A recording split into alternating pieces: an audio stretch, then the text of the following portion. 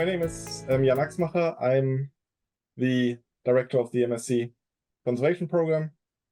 And I want to give you a bit of a flair as well. As Carl already mentioned, it's quite closely linked to the ACER program in many ways. So we share many, or the student body shares many values in terms of conservation, restoration, kind of trying to make the world a better place, basically. Our program is really, though, interdisciplinary.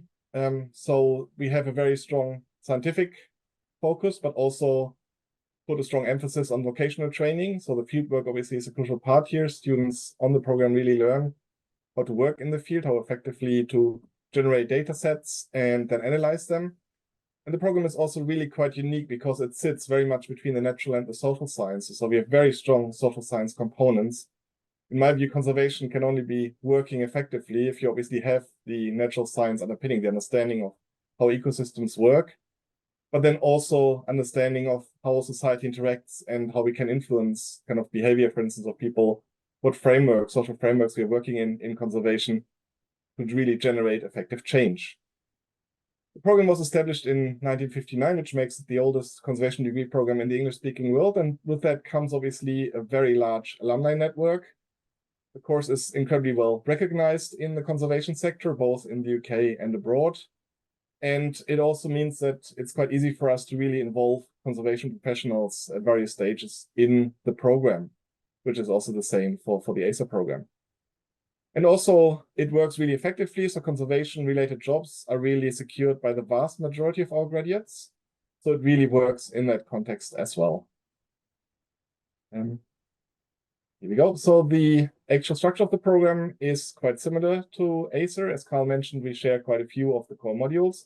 The scientific basis for freshwater and coastal conservation module with the Norfolk field glass, for instance, environmental data acquisition and analysis, and conservation and environmental management. So these three core modules are shared, which also means that the students from the MSc Conservation and the MSc Aquatic Conservation, Ecology and Restoration really form quite a nice group. There's lots of communalities and there's really great engagement across the board. But then conservation students also take the Tropical Futures module in the term 1 as the fourth compulsory module. Then in term 2, there's again a wide choice of different modules where you can then specialize more, kind of do more field work, etc. I won't go into these. And then in term 3 in the summer, the focus is very strongly on the research dissertation. And for dissertation topics, it's really incredibly broad what we've been kind of seeing students do. Really exciting topics across both the natural science and the social sciences. I mean, anything with any conservation relevance really generally goes, from blonde hedgehogs of Albany to, I don't know, interviewing fishermen on kind of coastal areas about dolphin conservation, etc. So it's a really, really, really wide mix which students have engaged with.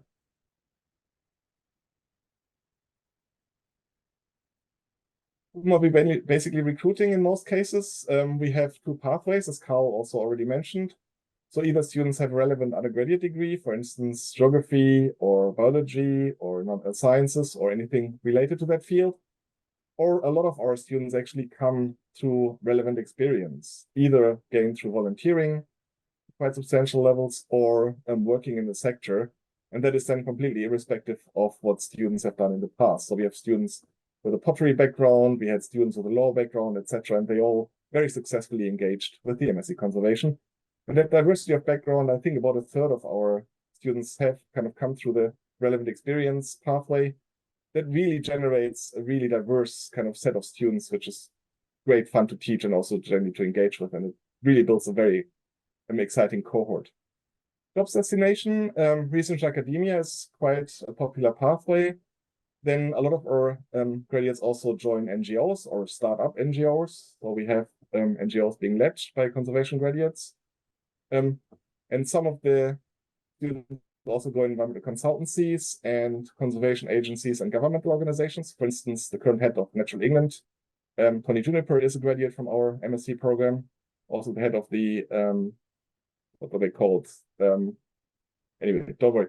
So basically, another pathway is teaching and education. So adult education is a key aspect as well. Lots of our graduates engage with that.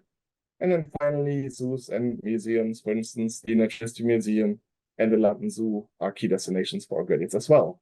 basically reflects the diversity of the conservation sector. If you want to get in contact, please do email either me or the geography office. And yeah, I'm looking forward to hearing from you and hopefully to seeing some of you in September. Thank you very much.